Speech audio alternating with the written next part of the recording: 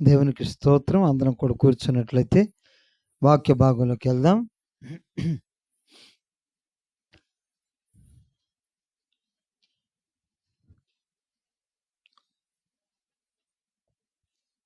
పోయిన వారం మనం ఏ వాక్యాన్ని ధ్యానం చేసుకున్నామండి? పోయిన వారం ఏ వాక్యాన్ని ధ్యానం చేసుకున్నాం మనం?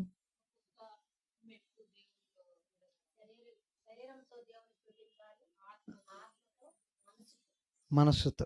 దేవునికి స్తోత్రం.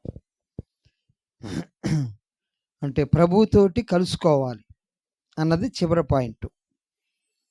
అంటే మనము బాడీతో ప్రార్థన చేస్తున్నాం. మరి మన శరీరం అనగానే, అంటే మనము అనగానే ఏంటండి, ఏం గుర్తొస్తుంది మనకి? ఈ బాడీ, మనస్సు, ఆత్మ.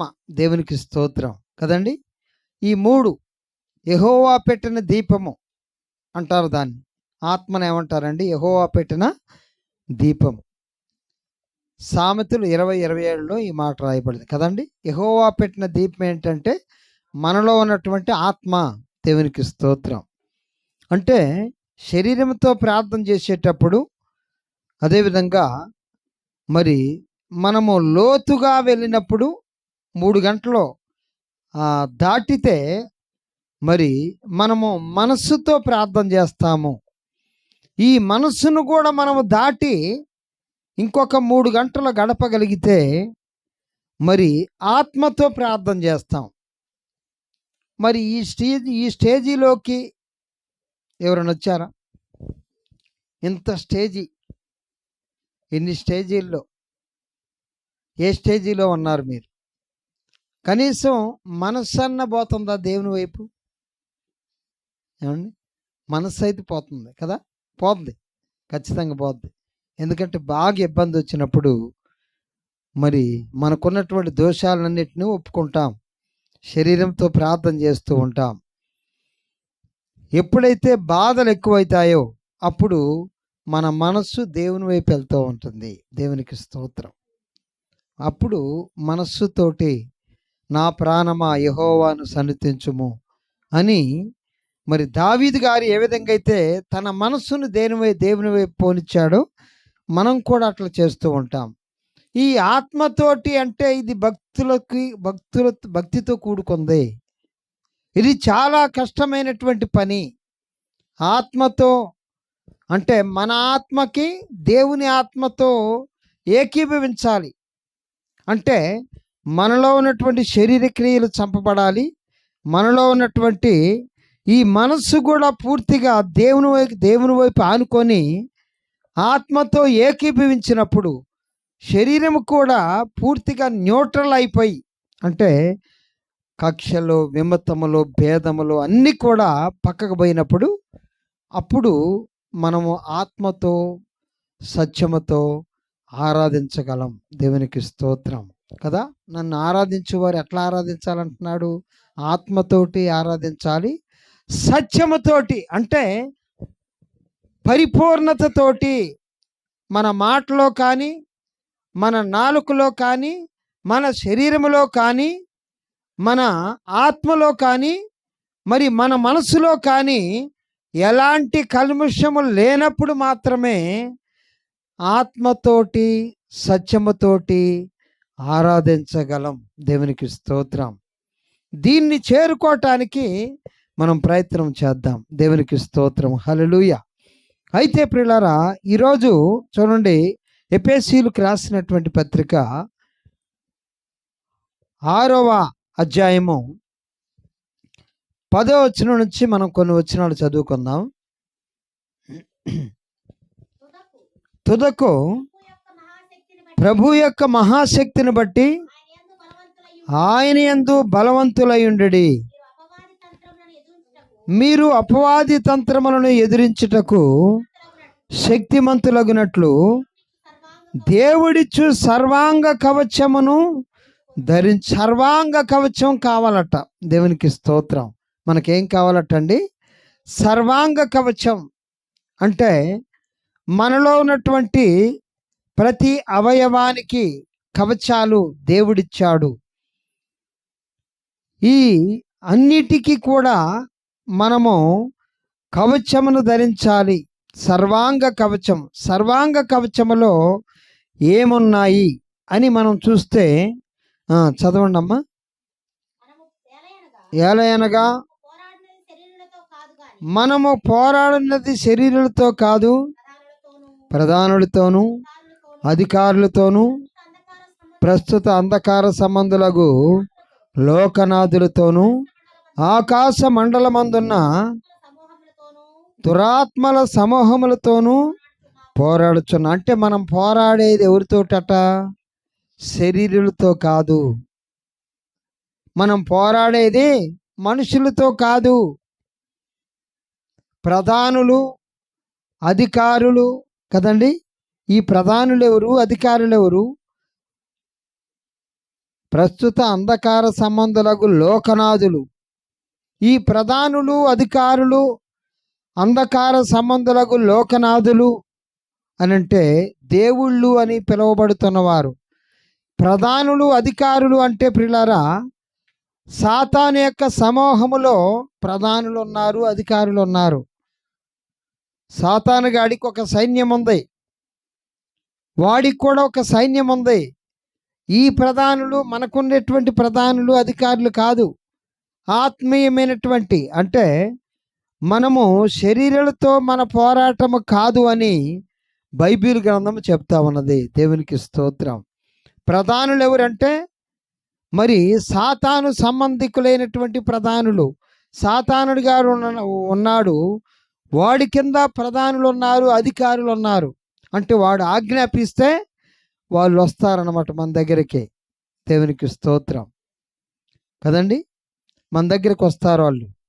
అయితే ప్రతి విశ్వాసికి దేవుని దూత ఏ విధంగా కాపలా ఉంటుందో తెలుసా అండి? మన కాపలా ఒక దేవుని దూత ఉంటుందని తెలుసా? చూడండి, కీర్తనల భాగంలో ఉన్నదన్నమాట, 40వ అధ్యాయం.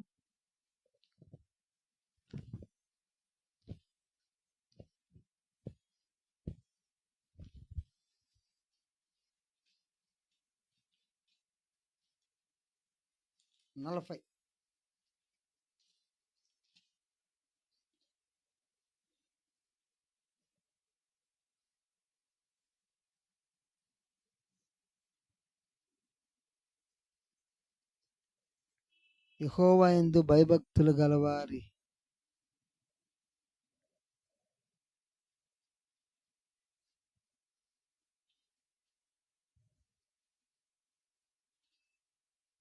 ఆయన దూత కాపలా ఉండి వారిని రక్షించను అని ఉంటుంది.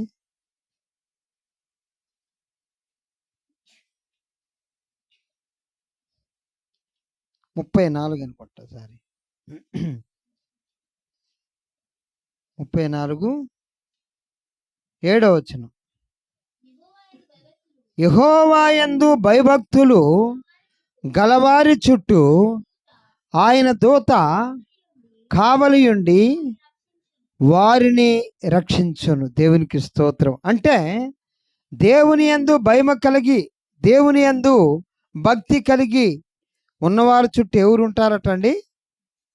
దేవుని దూత ఉంటుంది, కావలి ఉంటుందట. దేవునికి స్తోత్రం కలుగును గాక. అంటే మనం కూడా దేవుడంటే మరి భయం కలిగి ఉన్నాం, భక్తి కలిగి ఉన్నాం.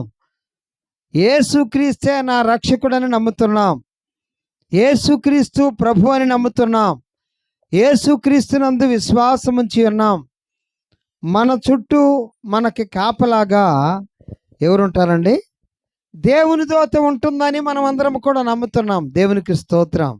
యెహోవా యందు భయభక్తులు గలవారి చుట్టూ ఆయన దూత కావలి ఉండి వారిని కాపాడుతూ ఉంది అంటున్నాడు దేవుని వాక్యం. అంటే ఈ వాక్యమును బట్టి మన చుట్టూ ఒక దేవుని దూత మనకు కాపలాగా ఉంటుంది. దేవుని దూత మనకు కాపలాగా ఉన్నప్పుడు ప్రియులారా, సాతాను దూతలు కూడా మనల్ని చెడగొట్టడానికి, లేకుంటే మనల్ని పాపములో పడేయటానికి, మరి మనకి అవరోధం కలిగించటానికి సాతాను దూత కూడా మనతో ఉంటుందన్నమాట. దేవునికి స్తోత్రం. దేవుని దూత ఉంటుంది కాబట్టి సాతాను దూత ఉంటుంది. అవునా కాదండి? ఖచ్చితంగా ఉంటుంది. అయితే ఈ యొక్క పోరాటం, మన పోరాటము శరీరులతో కాదు. మరి దేవుని దూతల యొక్క రూపం ఏ విధంగా ఉంటుంది? ఎవరికి తెలియదు. వాళ్ళు ఆత్మలు కదండి. సాతాను కూడా ఆత్మలే.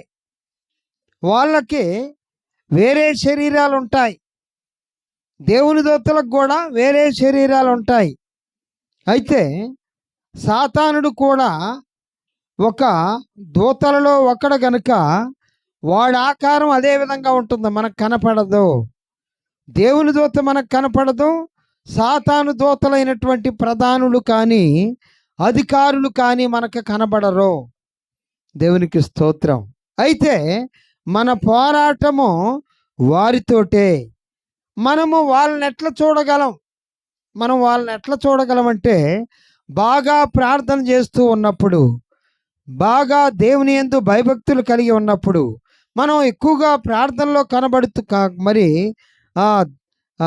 ఎక్కువ గడుపుతూ ఉన్నప్పుడు, దేవునితోటి ఏకీభవించి ప్రార్థన చేస్తున్నప్పుడు, దేవునితో దగ్గరగా ఉంటూ ఉన్నప్పుడు, అప్పుడు మాత్రము దేవుడు మనకి దర్శనమిస్తాడు. దేవునికి స్తోత్రం. దేవునికి దర్శనమిస్తాడు. ఎట్లా ఇస్తాడండి? పేతురు మేడ మీద ప్రార్థన చేస్తున్నాడు కదండి. పేతురు గారు మేడ మీద ప్రార్థన చేస్తున్నాడు. ఎక్కడది? అపోస్తలుల కార్యాల్లో కదా. చూడండి ఒకసారి.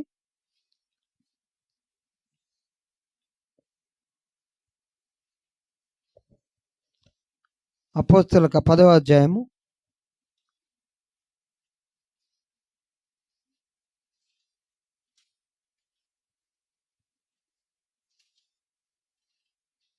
9వ వచనం నుంచి చదవమ్మా. వారు ప్రయాణమైపోయి పట్టణమునకు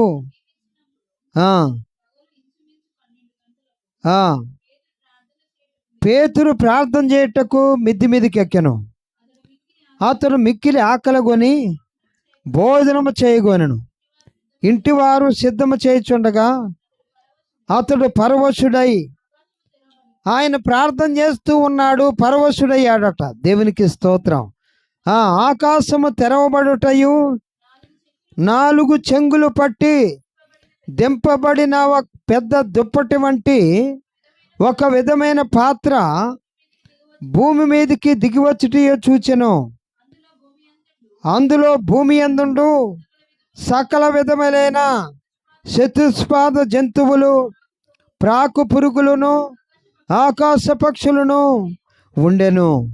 అప్పుడు స్వరం వినబడుతూ ఉన్నది పేతురుతోటి, పేతురు నీవు లేచి చంపుకొని తినమని ఒక శబ్దం అతనికి వినబడెను. అయితే పేతురు, వద్దు ప్రభువా, నిషిద్ధమైనవి అపవిత్రమైనవి ఏదైనాను నేను అన్నడను తినలేదని చెప్పగా, దేవుడు పవిత్రము చేసిన వాటిని నీవు నిషిద్ధమైనవిగా ఎంచవద్దని మరలా 2వ మారు ఆ శబ్దం అతనికి వినబడెను. ఇలాగూ ముమ్మార్లు జరిగెను. ఇక్కడ దర్శనం కనబడుతుంది. ప్రార్థన చేస్తుంటే ఏం కనపడదండి? దర్శనం కనబడుతుంది. మరలా దేవుని స్వరం వినపడుతుంది. దేవునికి స్తోత్రం. దర్శనం కనబడుతుంది, స్వరం వినబడుతుంది. పేతురు గారు పడుకున్నాడా? పడుకోలా. మిద్దె మీద ప్రార్థన చేస్తున్నాడు. దేవునికి స్తోత్రం.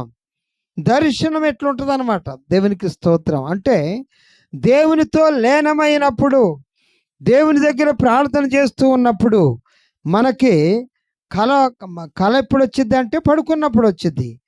ఈ పేతురు గారు మెలకువతో ఉండి ప్రార్థన చేస్తున్నాడు. అక్కడ దర్శనం కనబడుతుంది. కళ్ళు మూసుకొని ప్రార్థన చేస్తుంటే చతుష్పాద జంతువులు కనబడుతున్నాయి, పురుగులు కనబడుతున్నాయి. ఒక దుప్పటి ఆకారం కలిగినటువంటిది 4 చెంగులు బట్టి దింపబడదట. అవన్నీ మరి జీవరాశులన్నీ కనబడుతూ ఉంటే ఒక స్వరం వినబడుతుంది. అంటే పేతురు గారి స్వరాన్ని విన్నాడు. పేతురు గారు దర్శనాన్ని చూశాడు. దేవునికి స్తోత్రం. అంటే పేతురు గారి వలె మనం ప్రార్థన చేస్తే సాతాను చూడగలం. దేవునికి స్తోత్రం.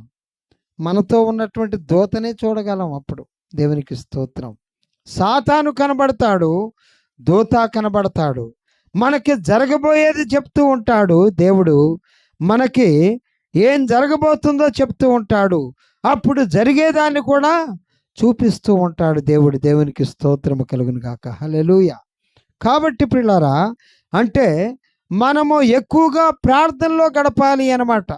అప్పుడు మాత్రమే సాతాను ఎక్కడున్నాడో, సాతానుడు మనకెంత సమీపంగా ఉన్నాడో, లేకుంటే దేవుని దూత దేవుడు మనకెంత దగ్గరగా ఉన్నాడో అన్నది మనకు తెలుస్తూ ఉంటుంది. అందుకోసమే ప్రార్థనలో గడపండి, ప్రార్థనలో గడపండి, ప్రార్థనలో గడపండి అని మరి వాక్య భాగం చెప్తూ ఉన్నది. భక్తులందరూ కూడా అదే చెప్తూ ఉంటారు.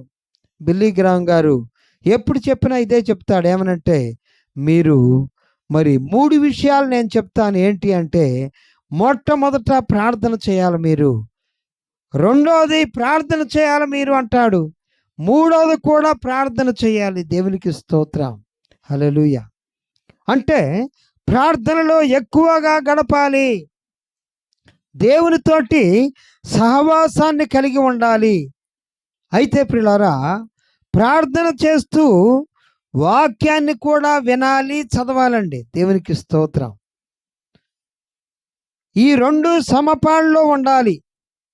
నేనేమంటానంటే ప్రియులారా, మరి పక్షికి 2 రెక్కలు ఏ విధంగా ఉంటే, ఆరోగ్యంగా ఉంటే 2 రెక్కలు ఎగరగలదో, అదేవిధంగా మరి ఈ 2 రెక్కలు మనం కలిగి ఉండాలి. ఏం కలిగి ఉండాలండి? ప్రార్థన అనేటువంటి రెక్క, ఇంకొకటి వాక్యం అనేటువంటి రెక్క కూడా ఉండాలి. ఎందుకంటే ఈ వాక్యం అనేటువంటి రెక్క లేకుంటే నీకు దర్శనం ఏమొస్తుందో, కొన్నిసార్లు సాతానుడు కూడా దర్శనం ఇస్తాడు. సాతానుడు కూడా దర్శనం ఇస్తాడు. కాబట్టి ప్రియులారా, వాక్యాన్ని చూచుకుంటూ మనము దర్శనాన్ని పొందుకోవాలి. దేవునికి స్తోత్రం. వాక్యము మరి ప్రార్థన 2 సమపాళ్లలో ఉన్నప్పుడు ప్రియులారా, అప్పుడు సాతాను మనల్ని మరి వాడు మృంగివేయటానికి కానీ, వాడు మన మీద వేద్యమేయటానికి కానీ వాడికి అవకాశం ఉండదు. దేవునికి స్తోత్రం. మనం పోరాడేది మనుషులతో కాదు, మరి ప్రధానులతోటి, అధికారులతోటి, ఆకాశ మండలమందు ఉన్నటువంటి దురాత్మల సమూహములతోటి మనం పోరాడుచున్నాం. లోకనాథులతోటి మనం పోరాడుచున్నాం. మరి అక్కడ ఎవరు ఉంటారు అంటే ప్రియులారా, సాతానుడు ఉంటాడు. దేవునికి స్తోత్రం. మరి కొందరు చనిపోయినప్పుడు వాళ్ళు దెయ్యాలై తిరుగుతూ ఉంటారు అంటూ ఉంటారు. నిజమేనండి ఇది? కాదా? తిరగరా? వాళ్ళ ఆత్మలు వెళ్ళిపోతాయి దేవుని దగ్గరికి, అంతే. వాళ్ళ వేషం వేసుకొని వచ్చేవాడు ఎవరండి? సాతానుడు వస్తాడు, అంతే. దేవునికి స్తోత్రం. దెయ్యం అంటే వాడు సాతానుడే. వాళ్ళ వేషం వేసుకొని మనల్ని భయపెట్టడానికి వస్తూ ఉంటాడు. కాబట్టి వాడిని మరి వాడి యొక్క పరిస్థితి ఏంటో మనకు తెలియాలి. వాళ్ళతో పోరాడేటప్పుడు వాడు ఎక్కడున్నాడో మనకు తెలియాలి. వాడితో మనం పోరాడాలంటే వాడు తెలియకుండా, వాడు ఎక్కడున్నాడో తెలియకుండా ఎట్లా పోరాడతామండి కదా? సాతానుడు ఎక్కడున్నాడో తెలిస్తేనే మనం పోరాడగలం. దేవునికి స్తోత్రం కదా. మరి వాడి యొక్క స్థితి ఏంటి, వాడు ఏ విధంగా ఉంటాడు, వాడు ఎప్పుడు వస్తాడు అన్నది మనం గుర్తించాలి. సర్వసాధారణంగా సాతానుడు ఎప్పుడు వస్తాడు అంటే మనం అపరాధంలో పడ్డప్పుడు కదండి. మనం అపరాధంలో పడ్డప్పుడు, మనం పాపంలో పడ్డప్పుడు, లేకుంటే మనము మరి మన నోటిని కంట్రోల్ చేసుకోలేనప్పుడు, మనము మరి పాపము మన యొక్క శరీరంలోకి ప్రవేశించినప్పుడు వాడు కూడా మన దగ్గరకు వస్తూ ఉంటాడు. దేవునికి స్తోత్రం. ఇది ప్రతి క్రైస్తవుడికి స్పష్టమే. దేవునికి స్తోత్రం. అంతే కదండి. సాతానుడు ఎప్పుడు మన దగ్గరకు వస్తాడు అంటే, ఎప్పుడు సాతానుడు మన దగ్గర మరి వస్తూ మనకి అవరోధం కలిగిస్తాడు అంటే, మనము పాపంలో పడ్డప్పుడు వాడు మన మీద అధికారాన్ని తీసుకుంటాడు. దేవునికి స్తోత్రం. మళ్ళీ ఇంకొకటి కూడా తీసుకుంటాడు. మరి నువ్వు బాగా పరిశుద్ధంగా ఉన్నప్పుడు అప్పుడు కూడా వాడు చొరవ తీసుకుంటాడు. ఎక్కడ తీసుకుంటాడో తెలుసా అండి? దేవుని దగ్గరికి వెళ్తాడు వాడు. యోబు గ్రంథం చూడండి. యోబు గ్రంథంలో ఆ మాట ఉంది. 1వ అధ్యాయం. యోబు గ్రంథం 1వ అధ్యాయంలో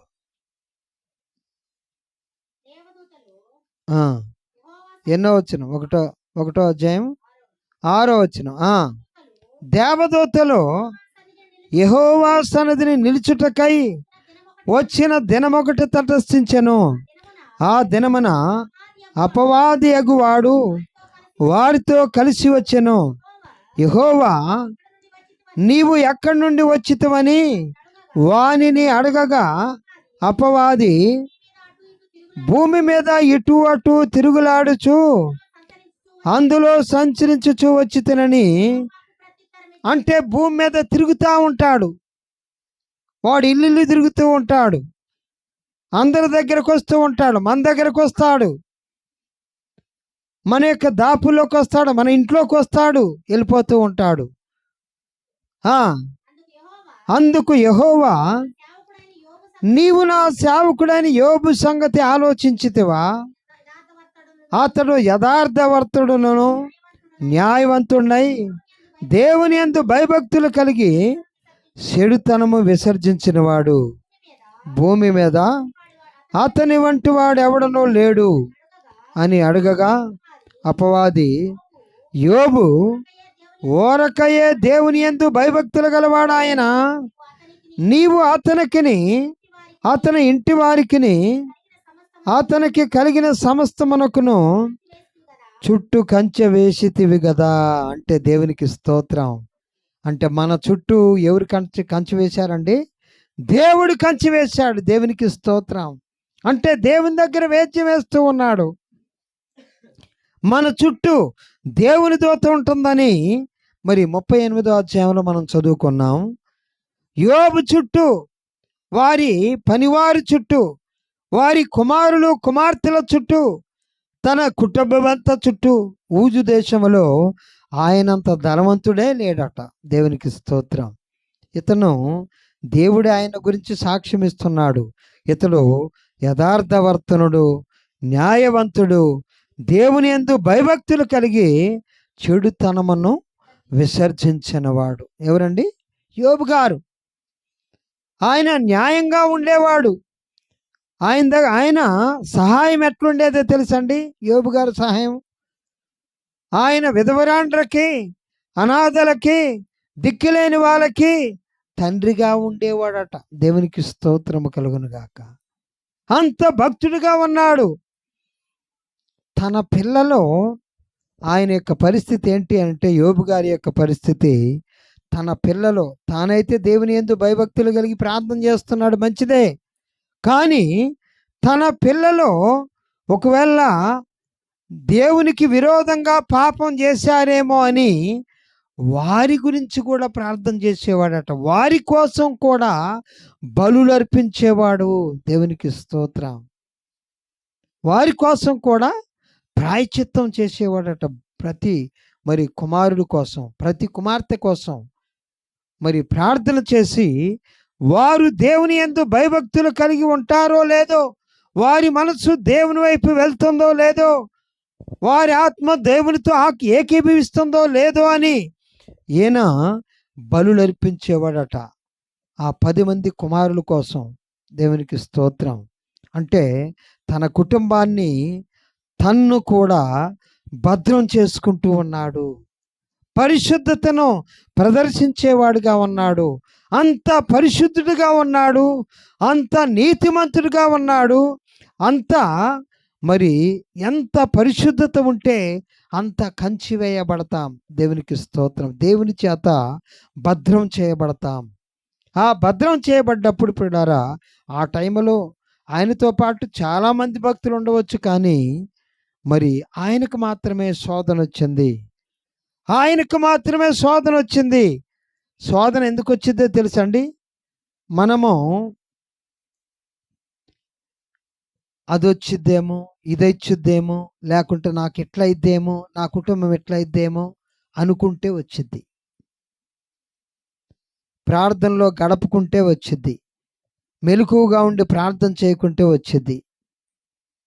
దేవునికి స్తోత్రం. భయపడొద్దు. నేను క్రీస్తునందు నేను నా కుటుంబం క్షేమంగా ఉంటాం, ఆయన నాకు చుట్టూ కంచి వేస్తాడు అని నమ్మాలి. ఆయన యందు నేను భయభక్తులు కలిగి ఉన్నాను. యోబు గారు అదే ఇక్కడ ఆయన చుట్టూ కంచి వేయబడ్డది కదా. అయితే చూడండి, అదే 3వ అధ్యాయం, యోబు గ్రంథం 3వ అధ్యాయము 25వ వచనం. ఏది వచ్చునని నేను బహుగా భయపడుతునో అదియే నాకు సంభవించుచున్నది. నాకు భీతి పుట్టించినదే నా మీదికి వచ్చుచున్నది.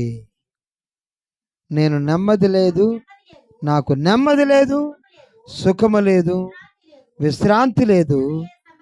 అది ఏది వచ్చునని నేను బహుగా భయపడుతును, అదే నాకు సంభవించుచున్నది. ఆయనకేం జరిగిందండి? ఆయనకున్నటువంటి 500 జతల ఎట్లు, 500 ఆడగాడదలు, బహుమంది పనివారు, 3000 వంటలు, మరి 7 కుమారులు, 3 కుమార్తెలు, అందరినీ కోల్పోయాడు. సాతానుడు ఆయన్ని మరి ఏం చేశాడండి? కొట్టాడు. దేవుని కంచెను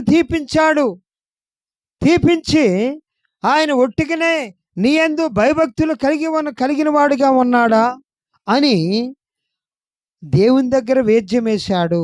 దేవునికి స్తోత్రం. అంటే దేవుని పర్మిషన్ లేకుండా మనకి దోమ కూడా కొట్టదు. దేవునికి స్తోత్రం. ఈ వాక్యాన్ని బట్టి మనం నీవు నేను అనుకోవాలి. దేవునికి స్తోత్రం. అంతే, దేవుని పర్మిషన్ తోటే ఏదైనా జరిగిద్ది. దేవుని పర్మిషన్ లేకుంటే ఈ భూమి మీద ఉన్నటువంటి ఏ మానవునికి ఏ హాని జరగదో. దేవునికి స్తోత్రం. మనము ఆయన చేత ఆవరించబడి ఉన్నాం. మనము దేవుని యందు భయభక్తులు కలిగి ఉన్నాం. కాబట్టి ప్రియులారా, ఇంత శోధన రావటానికి గల కారణం ఏంటి అంటే, ఏది వచ్చునని నేను బహుగా భయపడుతునో అదియే నాకు సంభవించుచున్నది అంటున్నాడు. కాబట్టి మన పోరాటము మనుషులతో కాదు. అందుకోసమే మనము సర్వాంగ కవచమును ధరించాలి. మొట్టమొదటి కవచం ఏంటో తెలుసండి? సత్యమనే దట్టి. దేవునికి స్తోత్రం. సత్యమైనటువంటి దట్టిని కట్టుకోవాలి. అంటే సత్యమనే దట్టి అంటే ఏంటో తెలుసండి? సత్యమే మాట్లాడాలి, అబద్ధం మాట్లాడొద్దు కదండి. అబద్ధాలు పలకొద్దు, సత్యంగా ఉండటానికి ప్రయత్నం చేయాలి. ప్రయత్నం చేయటం కాదు, దేవుణ్ణి అడగాలి, నేను సత్యమే మాట్లాడుటకును సహాయం చేయి ప్రభువా, ఆయనకి సమర్పించుకోవాలి. మనం సత్యము అనేటువంటి దట్టి మొట్టమొదటిది కదండి. అక్కడ మనం మరి ఎఫెసీయులకు రాసినటువంటి పత్రికలో సత్యమైనటువంటి దట్టి, నీతి అనేటువంటి మైమరు కదండి. ఎలాగనగా మీ నడుమునకు సత్యమనే దట్టి కట్టుకొని 14వ వచనం, 6:14, ఎఫెసీ 6:14. సత్యమనే దట్టి కట్టుకొని నీతి అనేటువంటి మైమరు తొడుక్కొని పాదములకు సిద్ధ మనసును జోడు తొడుక్కొని నిలవబడి. మొట్టమొదట సత్యమనే దట్టి, మంచిగా మాట్లాడాలా, కరెక్ట్గా మాట్లాడాలా, న్యాయయుతంగా మాట్లాడాలా. తర్వాత నీతి అనేటువంటి మైమరు, నీతిమంతులుగా ఎవరు తీర్చిదిద్దబడతారు అంటే ప్రియులారా, నీతిమంతులని ఎవరికి పేరు ఉంటుందంటే ప్రియులారా, గలతీ పత్రిక 2:15లో చెప్పిన రీతిగా క్రీస్తునందు విశ్వాసముంచిన వారు నీతిమంతులట. దేవునికి స్తోత్రం. క్రీస్తునందు విశ్వాసముంచిన వాళ్ళు నీతిని ధరిస్తారు. గలతీ 2:15. మనము జన్మం వల్ల యూదులమే గాని అన్య జనులలో చేరిన పాపులము కాము. మనుషుడు యేసుక్రీస్తునందలి విశ్వాసం వలననే గాని ధర్మశాస్త్ర సంబంధమైన క్రియల మూలమున నీతిమంతుడుగా తీర్చిదిద్దబడని ఎరిగి మనమును క్రియల మూలమున గాక క్రీస్తునందలి విశ్వాసం వలననే నీతిమంతులమని యేసుక్రీస్తునందు విశ్వాసముంచి క్రీస్తునందు విశ్వాసముంచినటువంటి మనము నీతిమంతులమే. దేవునికి స్తోత్రము కలుగును గాక. హల్లెలూయా. మనము క్రీస్తునందు విశ్వాసముంచితే చాలు. క్రీస్తే నా ప్రభు అంటున్నాం, క్రీస్తే నా రక్షకుడు అంటున్నాం, క్రీస్తే నా దేవుడు అంటున్నాం, క్రీస్తే నా కోసం నా పాపముల కోసం మరణించాడని మనము దృఢంగా నమ్ముతున్నాం. దేవునికి స్తోత్రం. మనకంటే నీతిమంతులు ఎవరున్నారు ఈ లోకంలో? దేవునికి స్తోత్రం. సత్యమనే దట్టి నీతి అనేటువంటి మైమరు తొడుక్కొని ఉన్నాం. ఇంకేందండి తర్వాత ఏంటి? సమాధాన సువార్త వలననైనా సిద్ధ మనసును జోడు తొడుక్కున్నామట. దేవునికి స్తోత్రం. సమాధాన సువార్త అంటే ఏంటి అంటే మరి మంచి సువార్తనే మనము ప్రకటిస్తున్నాము, పాటిస్తున్నాం. సువార్త అంటే ఏంది? మంచి వార్త. సమాధాన సువార్త వలననైనా సిద్ధ మనసును జోడు తొడుక్కొని ఉన్నాం. సమాధాన సువార్త. సువార్త అంటే ఏందండి? యేసు యొక్క పుట్టుక సువార్త. యేసు ఈ లోకంలో పుట్టాడు. మహా సంతోషకరమైన సువార్తమానము నేను మీకు తెలియజేయుచున్నాను. మహా సంతోషం యేసు యొక్క సువార్త. దేవునికి స్తోత్రం. ఆయన మన పాపముల కోసం మరణించాడు. రెండవ సువార్త. మూడవ సువార్త ఏంటో తెలుసండి? ఆయన సమాధి చేయబడ్డాడు. మూడవ సువార్త. నాలుగవ సువార్త ఏంటి అంటే ఆయన సమాధిలో నుంచి తిరిగి లేచాడు. ఇది నాలుగవ సువార్త. ఐదవ సువార్త ఏంటంటే ఆయన సమాధి యెరూషలేములో ఉన్నది, తెరవబడి ఉన్నది. ప్రపంచములో అనేకులు వెళ్ళి ఇదిగో క్రీస్తు ఇక్కడే పాతి పెట్టబడ్డాడు, మరలా తిరిగి లేచాడు అని ప్రజలందరూ నమ్ముతున్నారు. అది ఐదవ సువార్త. దేవునికి స్తోత్రం. ఐదవ సువార్త. సువార్త వలననైనా సిద్ధ మనసు అనేటువంటి జోడు మనమందరం కూడా తొడుక్కున్నాం. మరి నాలుగవది విశ్వాసం అనేటువంటి డాలు. ఈ డాలు చాలా ప్రాముఖ్యమైందండి. విశ్వాసం లేకుండా దేవునికి ఇష్టమైనట అసాధ్యం. దేవుని యొద్దకు వచ్చువాడు ఆయన ఉన్నాడని నమ్మాలి. తన్ను వెదుకు వారికి ఫలము దయచేవాడని నమ్మాలి. విశ్వాసము అన్నది నిరీక్షింపబడు వాటి యొక్క నిజ స్వరూపము, అదృశ్యమైనవి ఉన్నవనుటకు రుజువునై ఉన్నది అంటున్నాడు హెబ్రీ 11:1 కదండి. వాక్యం వలన ప్రపంచములో నిర్మించబడ్డవి. దేవునికి స్తోత్రం. ఈ భూమి ఒక పదార్థం. భూమి ఒక పదార్థం. ఈ పదార్థం అంతా కూడా విశ్వాసం మూలానే మరి సృజించబడ్డదట. దేవునికి స్తోత్రం కలుగును గాక. విశ్వాసం లేకుండా దేవునికి ఇష్టడైనట అసాధ్యం. లోకాన్ని జయించిందే విశ్వాసం. దేవునికి స్తోత్రం. లోకాన్ని జయించింది విశ్వాసమే.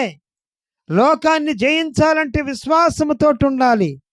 హానోకు విశ్వాసము ద్వారా ఏం చేయబడ్డాడండి? ఆయన శరీరం మార్చబడి మహిమ శరీరమును ధరించి విజయమందు మరణము మృంగివేయబడది. మరణం అంటే పాపం. పాపం మింగివేయబడది. ఈ శరీరం మింగివేయబడది. విజయవంతుడుగా ఉన్నప్పుడు హానోకు ఆ యొక్క పాపమును దేవుడు విజయము ద్వారా మృంగివేశాడు.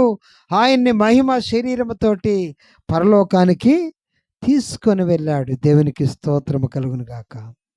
ఏలియా కూడా అట్లనే ట్రాన్స్లేట్ చేయబడి పరలోకానికి పోయారు. హానోకు ఇంకా ఏలియా ఇద్దరు కూడా మరి విజయములో ఉన్నటువంటి వారు, అంటే విశ్వాసముతో ఉన్నారు. కదలని విశ్వాసం, స్థిరమైన విశ్వాసముతో వాళ్ళు ఉన్నారు. అందుకోసమే వారు మరి పరలోకానికి డైరెక్ట్గా దేవుని చేత కొనుపోబడ్డారు. దేవునికి స్తోత్రం. ఐదవది మనం చూసినట్లయితే ప్రియులారా, రక్షణ అనే శిరస్రానం. దేవునికి స్తోత్రం. రక్షణ తీసుకున్నాం, మనమందరం కూడా బాప్తిసం తీసుకున్నాం. మరి క్రీస్తునందు విశ్వాసం ఉంచిన వారు, యేసు క్రీస్తు ప్రభు అని ఎవరైతే నోటితో ఒప్పుకుంటారో వారందరూ కూడా రక్షించబడతారు అని చెప్పి కదండి. మరి రోమీలకు రాసినటువంటి పత్రికలో 9వ అధ్యాయంలో 10వ అధ్యాయం 9వ వచనంలో రాయబడి ఉన్నది. 10వ అధ్యాయం 9వ వచనంలో మరి క్రీస్తునందు విశ్వాసం ఉంచిన వాళ్ళందరూ కూడా అదేమని చెప్పుచున్నది, అదేమనగా యేసు ప్రభు అని నీ నోటితో ఒప్పుకొని దేవుడు మృతులలో నుండి ఆయనను లేపినని నీ హృదయమందు విశ్వసించిన ఎడల నీవు రక్షించబడదువు. ఎలయనగా నీతి కలిగినట్లు మనుష్యుడు విశ్వసించును, హృదయంలో విశ్వసించును, రక్షణ కలుగునట్లు నోటితో ఒప్పుకొనును. దేవునికి స్తోత్రం. రక్షించబడతాం. ముందు హృదయంలో విశ్వసించిన తర్వాత, నోటితో ఒప్పుకున్న తర్వాత అప్పుడు మాత్రమే బాప్తిసం ఇస్తారండి కదా. ఒట్టిగా బాప్తిసం వేయరు. బాప్తిసం ఎప్పుడు ఇస్తారు? మనం దేవుణ్ణి నమ్మిన తర్వాత, వాక్యం విన్న తర్వాత, వినటం వలన విశ్వాసం కలిగిద్ది. ఆ విశ్వాసము ద్వారా ప్రభువుని సొంత రక్షకుని అంగీకరిస్తాం. అంగీకరించిన తర్వాత మన హృదయంలో విశ్వసిస్తాం, నోటితో ఒప్పుకుంటాం, యేసే నా ప్రభు, యేసే నా రక్షకుడు అన్న తర్వాత అప్పుడు మరి పరిశుద్ధాత్మ, అంటే అప్పుడు నీటి బాప్తిసం తీసుకుంటాం. నీటి బాప్తిసం తీసుకుంటే ప్రియులారా, మరి అపోస్తలుల కార్యాలు 2వ అధ్యాయం 38వ వచనంలో చెప్పిన రీతిగా మనకు అక్కడ కనబడుతూ ఉన్నది.